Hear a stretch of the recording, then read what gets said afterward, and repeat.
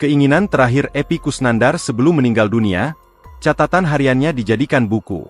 Damar Rizal Marzuki, anak Epy Kusnandar mengungkap keinginan terakhir sang ayah sebelum meninggal dunia, Rabu, 3 Desember 2025, pukul 14.24 WIB karena mengalami penyumbatan pembuluh darah otak belakang.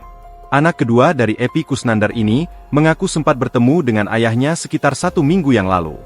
Dalam pertemuan itu, Epy Kusnandar membicarakan soal karya.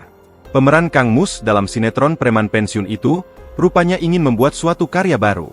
Terakhir minggu lalu ketemu, ayo kita bikin karya, kita bikin sesuatu, kita bikin apa lagi ya? Beber Damar, dikutip dari YouTube Intense Investigasi. Dikatakan Damar, bahwa belakangan ini sang ayah kerap menulis catatan hariannya. Epy pun sempat memiliki keinginan untuk menjadikan tulisannya tersebut menjadi sebuah buku. Rencana terakhir karena sering nulis nyatat-nyatat diari, "Pengin bikin buku, tolong jadiin buku," yaitu sempat ada ucapan gitu, ujar Damar menirukan perkataan ayahnya. Setelah itu, Epy juga menanyakan kabar Damar dan menitip salam untuk rekan-rekan dan dosen di Institut Kesenian Jakarta, IKJ.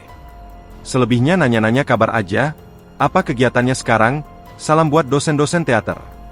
Pokoknya apa yang pernah dia lakuin selama hidupnya selalu dicurahkan ke saya buat disampaikan ke yang lain juga, ucap pria yang juga berprofesi sebagai dosen di IKJ itu.